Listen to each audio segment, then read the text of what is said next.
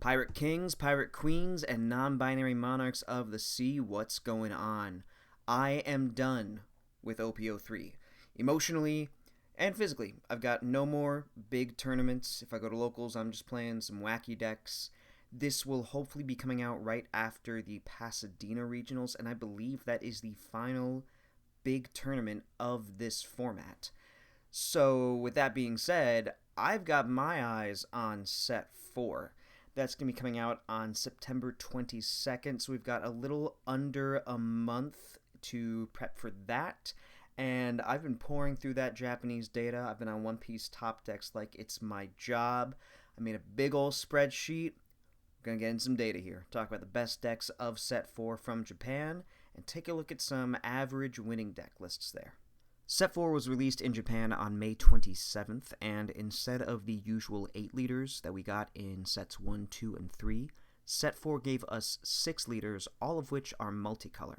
We've got red-blue Vivi, green-purple Doflamingo, green-black Isho, blue-black Rebecca, blue-yellow Queen, and purple-yellow Crocodile. There's a lot of focus on the Alabasta and Dressrosa arcs with this set in particular, 5 of our 6 leaders being from those arcs, and there's a little bit of support for other strategies scattered throughout, especially Animal Kingdom Pirates in blue as evidenced by Queen being here.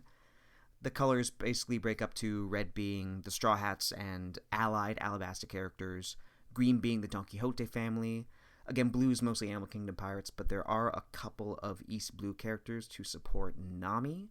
Purple is mostly Baroqueworks, a few Frankie Family Iceberg cards for anyone who's trying to chef with that strategy. Black is Dressrosa, the Kurita Coliseum characters.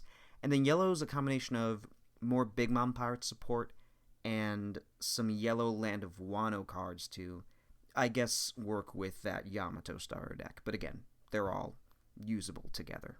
For anyone who's seen my Set 1 and Set 3 videos, this next part will probably be relatively familiar for you. What I've done is I've gone on to OnePieceTopDecks.com. Again, this is just one of the best tools we have for this game. I cannot thank them enough for all the work that they do.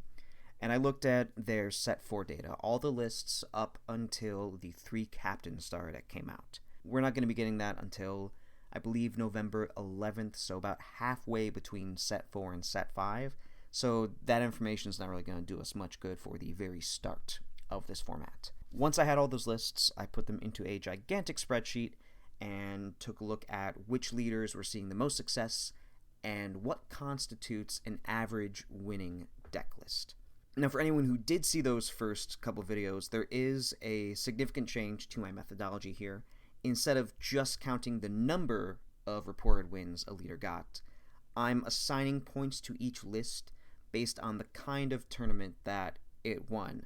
Could be a standard battle, a flagship, or a championship. Points go from low to high, respectively. And the overall ranking for a leader is going to be based on the number of points earned for that leader across the format as a whole. The lists themselves you're going to see, those are generated with precedence given to the wins that come later on in the format and the points gained by each individual list. So hopefully these conclusions will be a little more specific compared to the previous videos I've done. I'm also going to be making a tier list this time. I haven't really done this much aside from my first video, like pre-set 1. But here are the definitions that I have for the tiers. These were lifted and only slightly modified from Justin Basil, a Pokemon content creator. If you're a fan of that game, I'm sure you know the great work that he does. We've got a couple different tiers here. Tier 0 is going to be 23% of all the points in the format or higher. This is kind of undesirable. To give a frame of reference, this is where Zoro and Whitebeard have been doing their little dance for all of Set 3. Before and after the ban, I have my own thoughts on how Set 3 has gone, but I'll save those for another time. We don't need to worry about that right here. Just basically know that Tier 0 is probably a little more successful than most players are going to want a deck to be. There's always going to be a best deck, but we want to be within reason. And within reason is Tier 1, anywhere from 12 to 23% of the points. These are decks that are doing very well. They're consistently successful. You can expect a lot of your opponents at a major tournament to be playing one of these decks.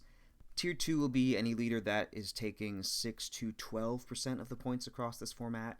Still pretty successful. Definitely going to be seeing them a lot at these big tournaments. They'll probably be topping every now and then, but definitely to a significant degree less than the Tier 1 decks, but still solid picks. Tier 3 is going to be another jump down. This is anywhere from 2 to 4% of points. This is where we start getting to the lower end of viability. If one of these decks is winning a big tournament, sometimes even topping, that's pretty significant news. Usually you're going to have to be a very good pilot and have a very good idea of your matchups in order to see success with these decks, but it's not completely out of the question for them to do well. The Rogue tier is where we get into some kind of murky waters. It's pretty rare that these decks are going to do super well, but again, now and then it'll hit. Usually things you're going to be seeing more so at locals than big tournaments, but don't completely discount the idea of running into these. And the hot tier is really just there because I wanted to give everything that is on One Piece top decks a place in this tier list. The kind of thing where you see it win and you're like, didn't expect that. Anything that got less than 1% of the points will be in the hot tier. So let's get into this tier list and let's fill up these first couple rows. All right, here we are on Tier Maker. So I'm just going to be filling in the Rogue and hot tiers here. So let's see. We've got Ace in Rogue. We've got Luffy in Rogue as well. Vivi's going to be there as well. She didn't really do much.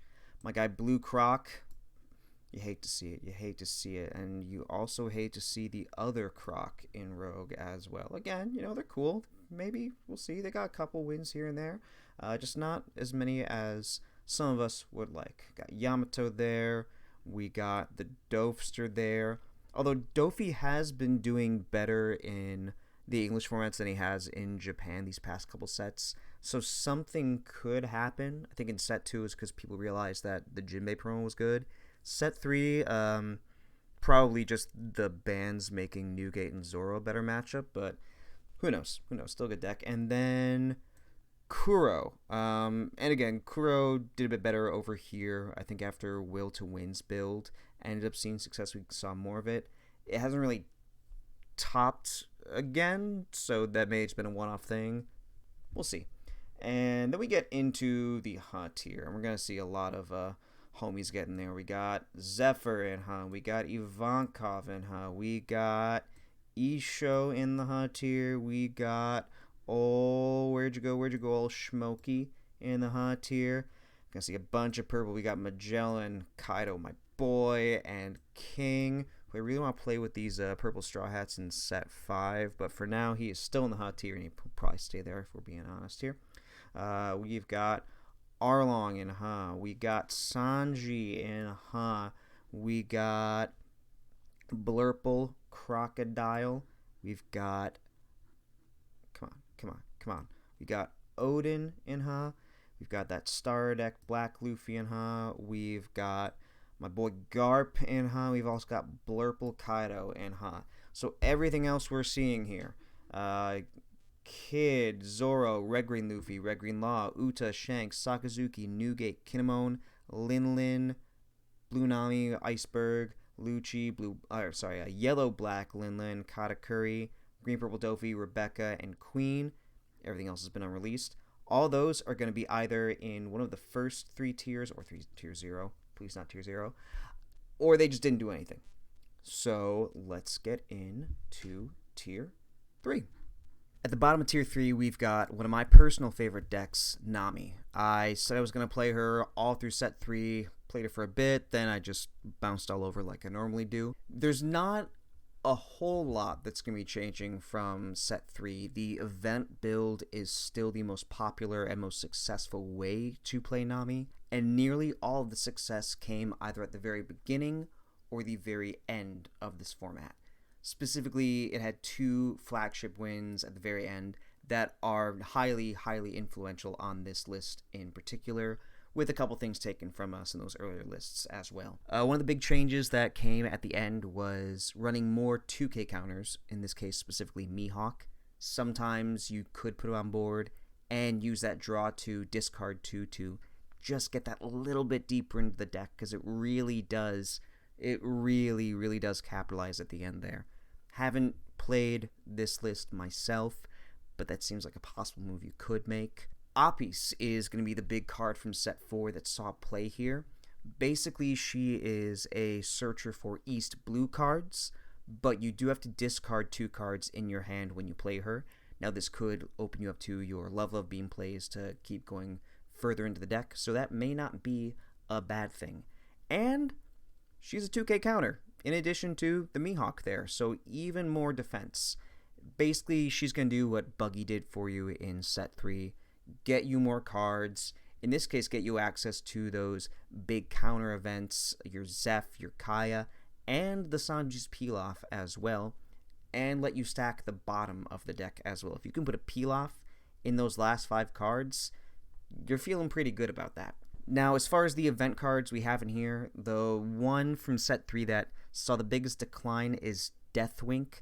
I know we've still got 3 copies in here, but most lists were running 4 during set 3, and it was just all over the place in set 4 in Japan. Brickfist also is getting run a little less, but that was sort of a hit or miss card in set 3 anyway. There were also a good amount of lists that ran 3 to 4 copies of Gum Gum Red Rock just to blanket, target, and tuck anything, but those were really at the very beginning of the format.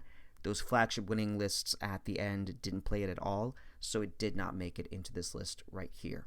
One really cool list that really broke the mold, did not fit into this East Blue event pattern at all. One, I think, a standard battle, and it looked kind of like just your standard Japanese blue croc list, running Sentimaru, Pacifistas, Blocker Dofi, Blocker Law, the 9-cost Mihawk, as well as the King that draws you a card on play, and the double bounce 10-cost Kaido from set 4. Really cool list. I honestly would have loved to see it do more. I might bring it to locals at some point during set 4. That would be really fun.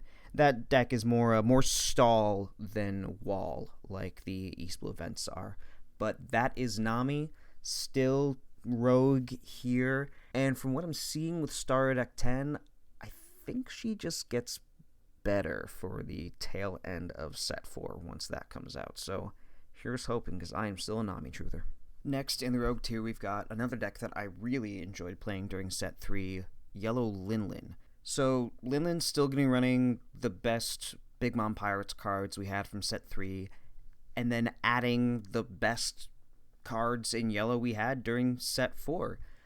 First off, we got 4 copies of Capone Beige, another 2k counter, but he has a trigger that lets him stun an opponent's character or leader when he's played. So this gives them 1 less attack than they anticipated. He's seeing play in yellow across the board because he's just a generically good 2k. But of course, Linlin can stack him into the deck, so you get a bit more flexibility in how you use him. And this can help a bit against those decks that are going wide, or in situations where you just need 1 more turn to close out. Charlotte Amande, I think I'm pronouncing that correctly, I'm not entirely sure, is another 2k counter from set 4. When she's played, you can trash a card with trigger to then rest a 2-cost or less. So she's basically like a bigger Streusen. She's good if you're trying to clear the board versus decks like Zoro, or if you just need to get past a chump blocker to make your lethal work. And then again, great 2Ks. We're not going to say no to great 2Ks here. Sanji is a blocker with 5,000 power, has 1k counter, so he's not dead in hand, and he can come out on trigger. So again, you can set him up. You just have to discard something like you would with the Parasparrow or the Cracker that we're actually not playing in this build. He's just a generically helpful card, but he'll be a bit more versatile than something like, say, Brûlé, who also comes out on triggers, since he's able to hit numbers a bit more easily and can help you push with your board at the end there. Then we've got Randolph and Parasparrow. These are just great vanillas to play on curve. Randolph is just like that 5-cost Yamato from the starter deck, except Randolph is actually searchable by your Pudding and your Parasparrow. So you've got even more consistency. And then the 6 cost Parasparrow is just especially good because 8k bodies are really good against Newgate in particular, who we will be seeing. Of course, good leader is good, but Parasparrow does help. Now, this list we're seeing in particular here is both the most successful and the most recent list that I found for Linlen. So this is just 50 cards for 50 cards, the exact same as the list that got first place in a 3-on-3 in the last week of the format before Star Deck 10 came out. I'm not sure about the record it got particularly, so I don't know if it had a perfect record, if it went X1, X2, but it was at least noteworthy enough to get on there, so we're going to consider that here. As far as other cards go, the Katakuri and Linlen from Star Deck 7 did see some play in this deck for the first part of this format. I found in my own testing with Linlen that the 7-drop Big Mom didn't do as much as the 8-cost Katakuri did. Really only good if you play it on curve, so I can agree with that being absent from these lists. And I guess probably just the Sanji's a little more useful, a little less conditional than the Katakuri, and it comes out on trigger as well. Just about half of the lists here ran 4 Thunderbolt as their only events, but there were a couple here and there that would run 2 or 3 copies of either Soul Pocus, Naricabra Arrow, or Heavenly Fire, which is a new event that lets you tuck a 3 cost or less, I believe, into life, and has that same trigger as Ikoku Sovereignty, Naricabra Arrow, to discard 2 and then heal 1 from life. So depending on how you want to tech this out, what you want to add to the life, there has been some flexibility shown in Japan, but 4 Thunderbolt still just seems to be the way to go here. I was pleasantly surprised with the success that Linlen saw near the start of Set 3. I was very sad when the ban made Whitebeard even more aggressive and just wiped her off the map. No idea what's going to happen in Set 4, and we'll talk a bit about that once again. But I'm just glad to see Linlen doing well in Japan, and we'll see if that continues on our side of things. Now we're going to get into our first Set 4 leader of the video, and that is Queen. Now, I don't know what Bandai was thinking when they made this card, but it is just too much fun. I played some games with this yesterday, and I was enjoying every second of it, even if I lost. So, Queen's ability is that when he has a don't attached, and when he attacks, if your hand and life total is 4 or less, you can draw a card. And then, if you have a cost 8 or higher character, instead of drawing that card, you can place it on top of your life instead. So it is healing, which, is something that has worried me in this game for a while, but that's a pretty specific cost, so to me, it's worthwhile. It's balanced. Probably a bit too balanced, because again, we're still in Tier 3 right now. As a tempo player, sometimes stall player, this is my dream deck.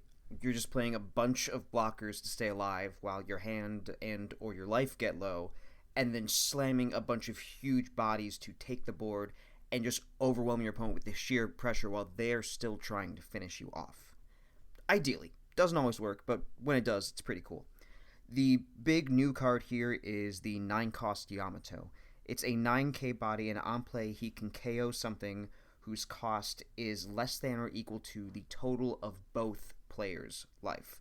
So, if you have 3 or plus 4, that's not going to happen very often, but you could KO a 7-drop.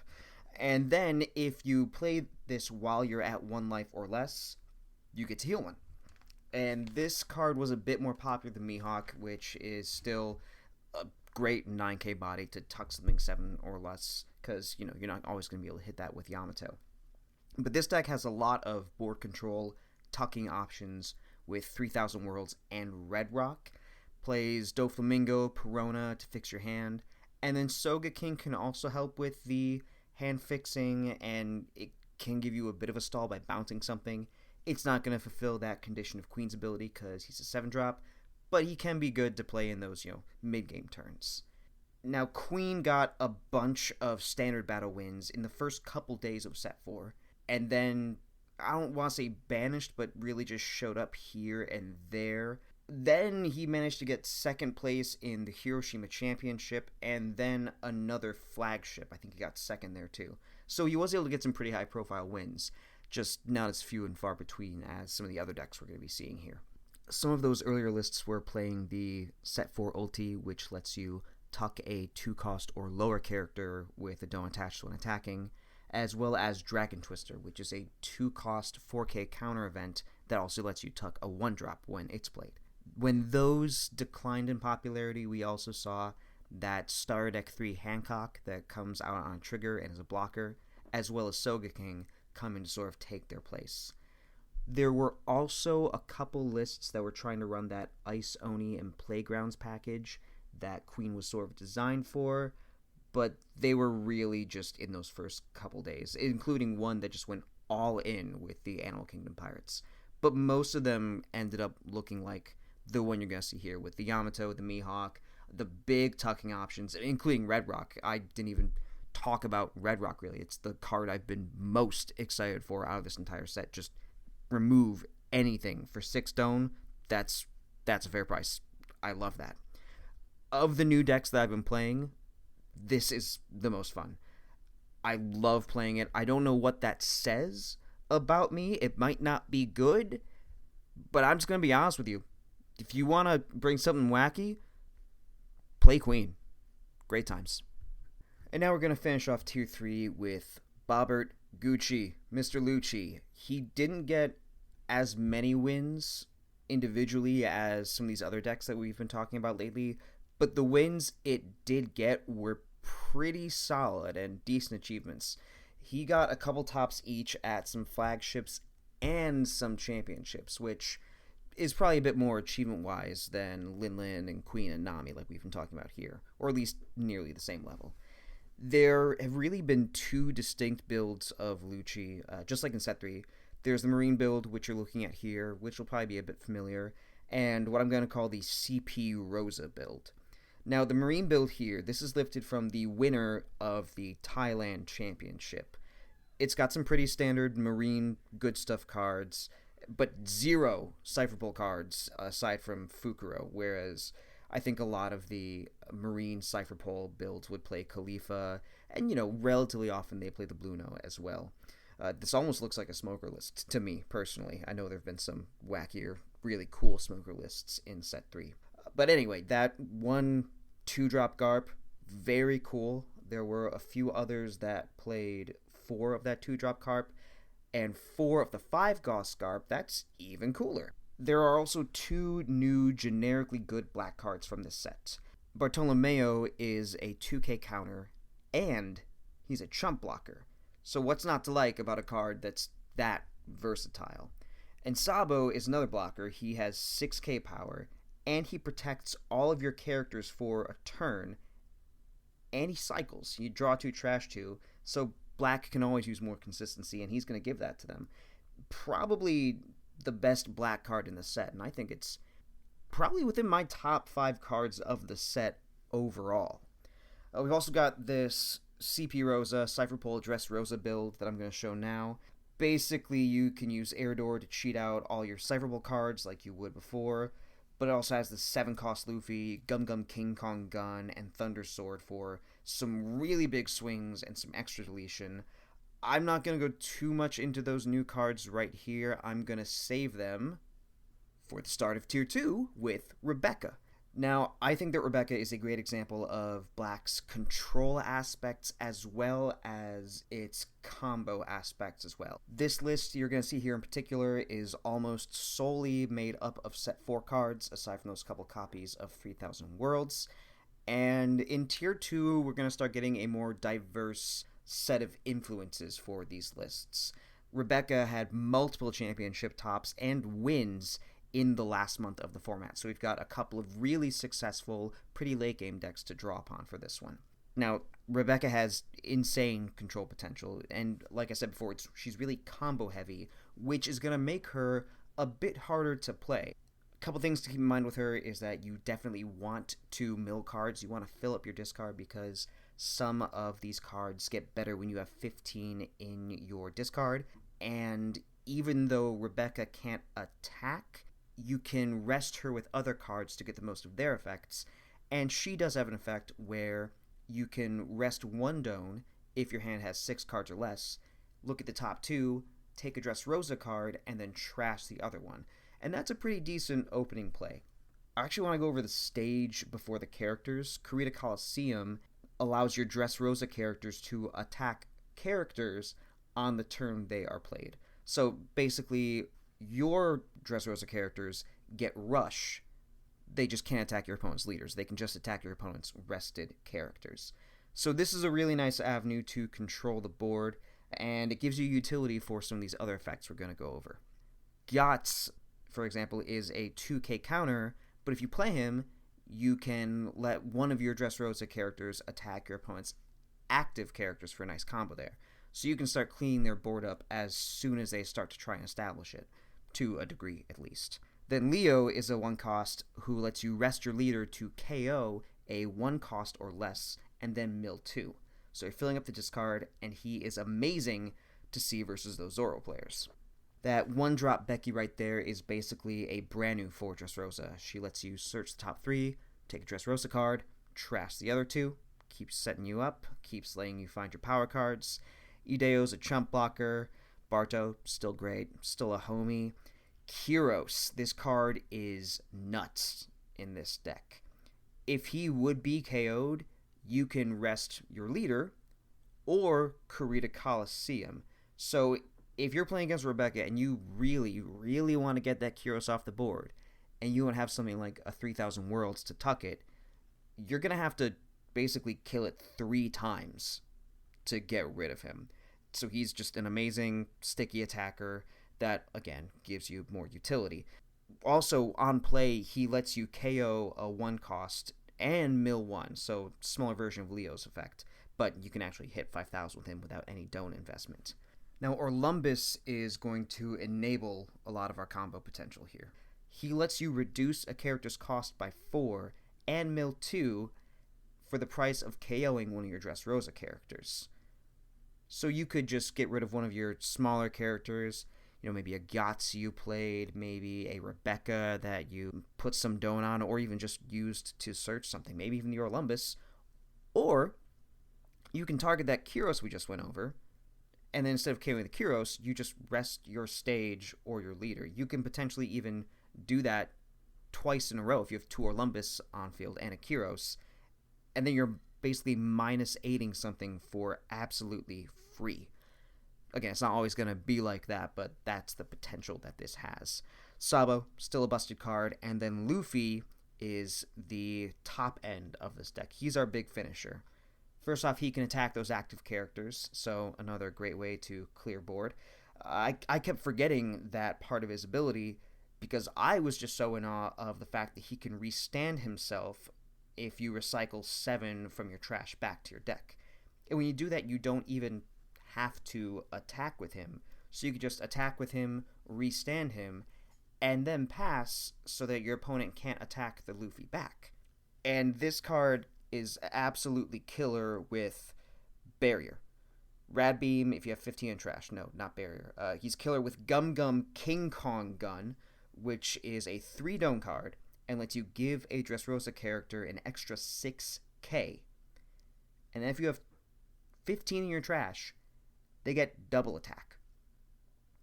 So one Luffy attacking for 13k with double attack is already pretty huge. But the most aggressive scenario with Luffy and King Kong Gun is if you have 2 Luffy on board, you can play 2 King Kong Gun to bring each of them up to 13,000 and double attack, put the remaining Doan in each one, so then you are attacking with 15k double attack 4 times. That gives you the potential for a 1-turn kill. That's a really extreme example, but this card is dangerous. And the trigger lets you draw 3 trash to and lets you card advantage. That's decent, I guess. Why not? And then the last card we're going to go over for this deck is Thunder Sword. I think Thunder Sword of Destruction. It's a very long name.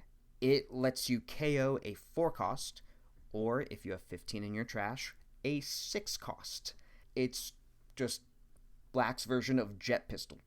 It's amazing. And then for the trigger, you can KO a 5 cost by resting your leader. Now, if you use your Orlumbus and this card, you're KOing anything you want.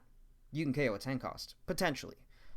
And that's the thing. This deck has a lot of amazing plays it can potentially make, but it's a matter of having those pieces and knowing when to use them and how to arrange your board and how to use all these little cards that can add up to these really huge blowout turns. And it's going to take a lot of practice. Rebecca really doesn't play a lot of blue cards, even though it has the ability to. Some decks played Kaya, a couple were on the 10-drop Kaido, or I think a few had Red Rock in them. One ran a Soga King, but these were like a couple extra blue cards in some builds. This is mostly a black deck. And again, it's very, very fun, but also very, very skilled. So if you want to start taking this to tournaments, invest your time in this. Know your matchups, know your combo lines, and if you do, you're probably going to see some nice success with her. Now let's throw it back to a Set 3 favorite, the Big Donut Man, Katakuri. Now this list is going to be pretty similar to the Linlin list I showed a little while back. You know, yellow good stuff, lots of really good Big Mom cards out there, but still with these same really strong Set 4 yellow cards that we now have access to. This deck consistently did well throughout all of Set 4, and I'd say that its best point of success happened about halfway through the format, I think sometime in June, where one weekend it got second at a championship, and then the next weekend it won a championship. On top of that, it was still winning lots of standard battles, fair amount of flagships, so it was a solid player throughout the entire format. Unlike the Linlin deck, we are playing the 7-drop Big Mom here. Still pretty useful on turn 4. Even if you're going second, you can play her, use her effect, and then also use your leader ability.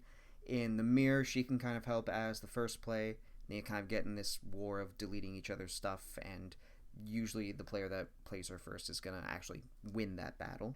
For a bit, players were using the Sanji 2K from Set 3, but he eventually kind of died off after a while, especially in that second half of the format. And Randolph was pretty popular as well. He just barely didn't make it into these 50 from the algorithm, but a lot of lists played a mix of him and that 6-cost Parasparrow. So depending on what you think you're going to see, what numbers you think you need to swing for, how you like to arrange your board, that's going to be up to you as a player. And Thunderbolt is still the best event around. There were not really a lot of other events being used. Still a couple Arrow, still a couple of Mighty Nation, but no Heavenly Fire like in the Linlin lists. Can't really stack that trigger in Katakuri. And they were very few and far between. It was mostly just Thunderbolt in Japanese Katakuri lists. And at the top of Tier 2 is another new leader from Set 4, the Green-Purple Doflamingo. Remember back when we got that Film Star deck with the Uda blocker and the Shanks leader that just didn't do anything, and people tried those cards in Purple Kaido for a little bit, but again, they didn't really do much. Then Purple just stopped being a real color for a little while, aside from the occasional Magellan. Well, those film cards, they're great now.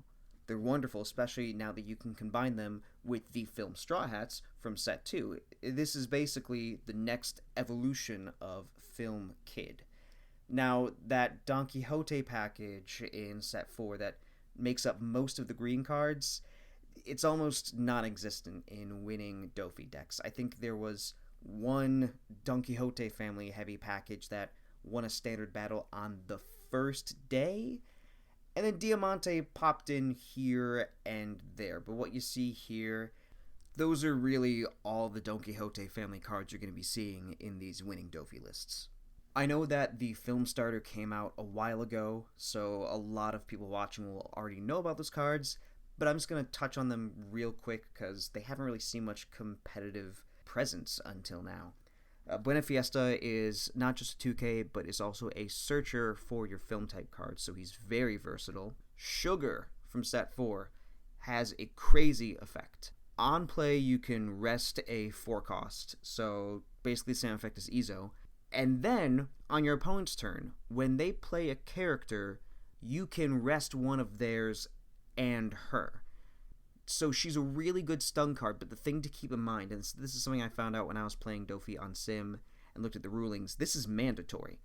You don't get to choose to not rest an opponent's character for the first time they play one and then rest the second one they play. No, it's as soon as your opponent plays a character, that's the one you get to rest.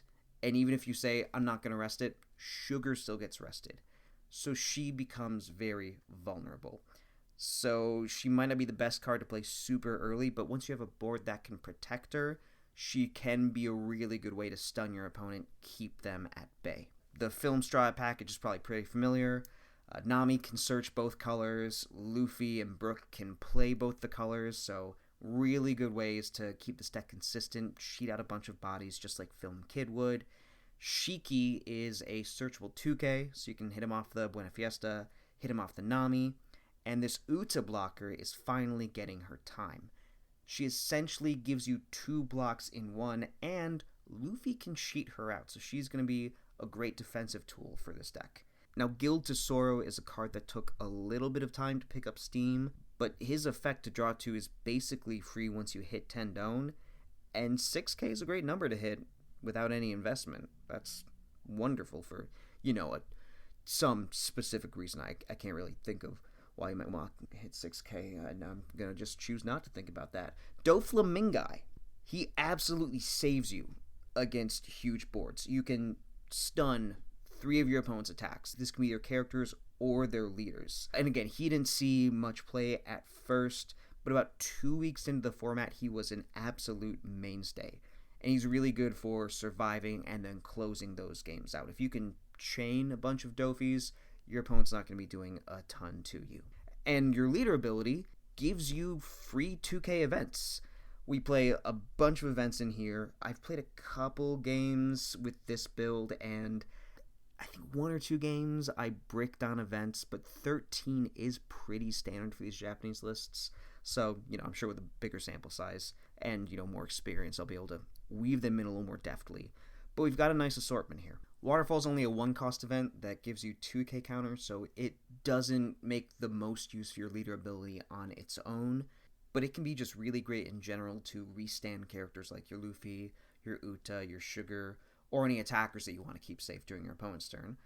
Gibson's still pretty dope, especially with that trigger effect to rest anything, really goes with the deck's whole theme here. And Thunder Bagua can give you some really nice ramp, whether you're still waiting to get to 10, or if you have to use a couple different Dome Minus effects and want to make sure that you'll still be at 10 for the next turn. And Spiderweb is a bigger waterfall. 2 cost, give yourself an extra 4K counter, so, why not make the most of that leader ability? And its trigger to give 2K to your leader is nuts. Newgate taxing you 1 extra Doan is stressful enough when you're playing into that, but a surprise 2 Doan tax for each leader hit can completely screw with your opponent's turn, really throw them off guard. Now, at the start of the format, it seemed like Green-Purple Dofi was the best deck. It was in Tier 0 for the first 2 weeks or so. Then it had a hard fall down, and it just bounced around all over Tier 1, Tier 2, Tier 3 after a bit. But it still got some pretty consistent success. So it's definitely a viable deck. It's just not at the very, very tippy top like our last 3 decks are going to be. But the hype for Dofi is real, and for good reason. It's very strong, very fun. If you like that sort of turtley play style, if you are a fan of Film Kid, definitely pick this one up. Alright, it's time for us to head into Tier 1, and we're going to kick it off with Trafalgar Law. I doubt we're surprised that he's here. Still a great deck. Again, with a good pilot, he can do so much. Honestly, he's one of the few decks that I would maybe be okay with seeing in Tier 0, because at that point, if you're not a great pilot, you're not going to see the same success as someone who really knows it. Whereas, certain Tier 0 decks that we have right now are basically just turn thing sideways and draw cards. But Law's great. Law's awesome. He's still playing a pretty similar core to what he had before. We're not doing Wano, Weenies, plus 5 cost Marco yet. It's not meta yet. Maybe I'll try and make it meta. But there are a few noteworthy changes here. That Star Deck Nami is taking a few of the spots that Makino and Beige used to have. Still a few copies of each there, but it's, it's good to have an extra Doan on your characters. Maybe make your leader hit 6, or put a Doan on the Robin.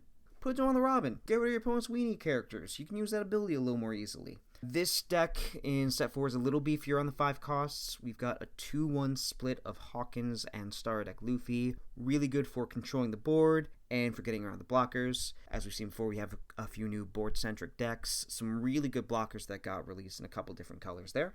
And Rad Beam at 3. Now, Japan does not have the restrictions that we have. I flip-flop pretty much every day on whether or not I think they're going to get lifted, whether I want them to get lifted. I really have no idea how that's all going to go, but these also could easily be guard point. I know there were some law lists that played the 2-cost Sanji for some extra defense there. There are ways to, to zhuzh this around, basically. Law did nothing for the first 2 weeks of the format, but then in June he just shot up to Tier 1, and he stayed there. Occasional stints in Tier 0 even, but he, came back down to other decks level after a bit, and that's just the kind of deck Law is. Sets 1, 2, 3, he's been a little late to the party, but he has managed to adapt to what the meta is doing. I don't know if that's going to be the same for set 5 from what we're seeing so far. Set 5 is looking really interesting, by the way. I am chomping at the bit to go over some data for that one. Maybe I will soon. But Law's still great. Law's still Tier 1. Let's keep on playing him. Now we're going to get a bit further into Tier 1, and here's Zoro. Still amazing.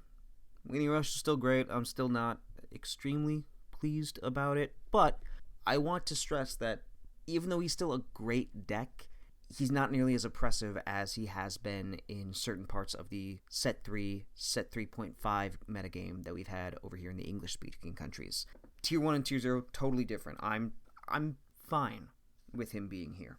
There were some Straw Hat-centric builds in the first month or so of the format, but most of the success went to this event Fire Fist build that we see here. The only set 4 cards that got played in Zoro across the whole format were Sanji, which is basically just a different art Sunny-kun, and Anti-Manor's Kick Course. At least that's the name I remember it being. It might be different in the official translation, but basically it's just a red Gum Gum Rain. 0 cost, 3k counter, discard 1 card from hand. And it only got played as a 4 of in a singular flagship winning list. And Zoro just swept. It has multiple championship wins, I think 9 flagship wins. It's Zoro. It's gonna see this kind of success.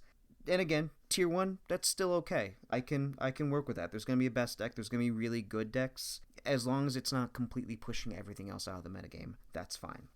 People did, actually, funny enough, kind of forget that Zoro was good for about 3 weeks. Or more likely, they just, a lot of people were trying the new stuff, and then they said, okay, back to Zoro, back to winning. And then it shot up to Tier 0 for like a week, but it went back down to Tier 1, so it wasn't, it wasn't what we had for a lot of Set 3, and I'll take that. Just like with Law, I really have no idea how the ban list is going to affect this. It's probably going to shift in the same way that Zoro decks did from Set 3 to Set 3.5 after the restriction. So that means is that if you have a Zoro deck that's been working for you lately, it's probably a great one to test with for Set 4. So, enjoy! And our final deck of this video is going to be in Tier 0. We do have a Tier 0 deck, one that took up about a quarter of the metagame, and it is Iceberg. The Mayor's campaign has been successful 4 more years. It's Newgate. Yeah, 6k power, draw 2 cards a turn. Yeah, it's gonna be good. We're still basically in Set 3. I have nothing to say about the list you see here that hasn't already been said by someone who is a much better player than me and has played him a lot more than me. As far as Newgate decks overall, though, I think there were 1 or 2 Strawbeard lists here and there. We could see more on our side again, depending on this ban. I really wish that the top decks weren't all affected by the ban, but that's just where we're at right now. We did have a few more lists playing Anti-Manor's Kick Course than Zoro.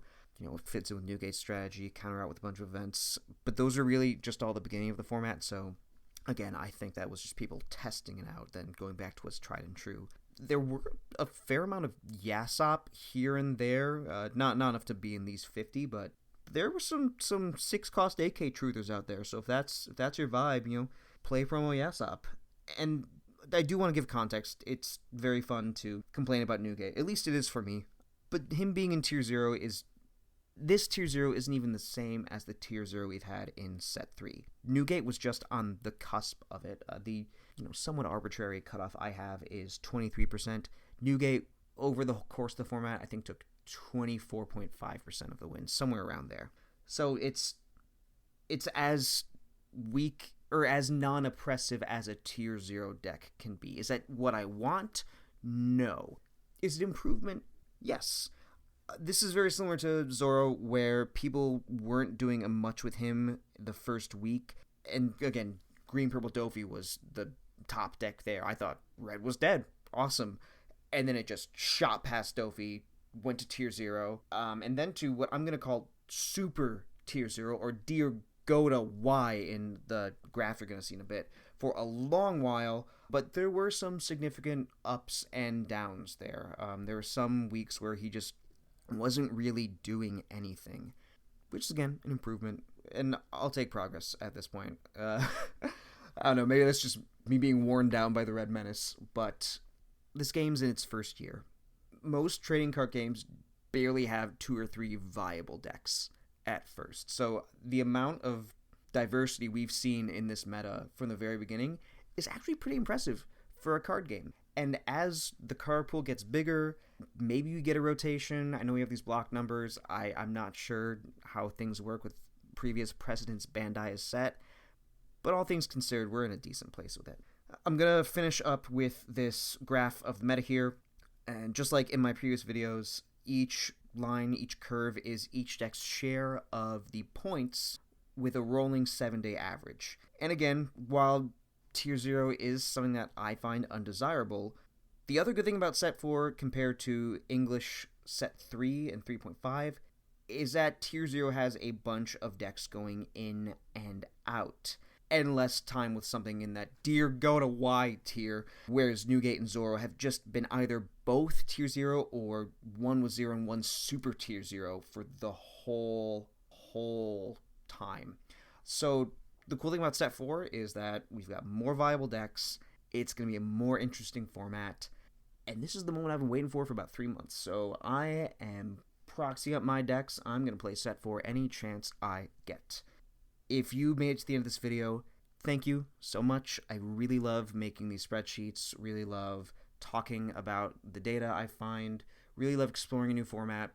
I did put some data together for Set 4 post 3 captain starter deck. If people are interested in that, I might put it up. I'm also starting my Set 5 spreadsheet immediately. I am just as surprised as you are that I put this video out before the set came out, not to mention almost a month before the set comes out. So if I find time, as always, it's a big if, maybe I'll try and find some other ways to sate my OCD with these One Piece decks. If there are any leaders that I didn't get a chance to talk about my findings for here, for example, maybe Mono Blue Crocodile. If there are leaders that I talked about, but you want to know what some of those more fringe cards were, if there are any other data, trend, numbers, questions, ideas that you'd like to see me cover on the channel, please put them in the comments below. I would love to make content on whatever burning questions that this community has. Hopefully this is helpful. I'm hoping I can find some matchup data as time goes on, maybe go into that. But yeah, really appreciate you watching. Hope that you're as excited to play Set 4 as I am. Like and subscribe if you're down for it. It would really help out. And have a great one.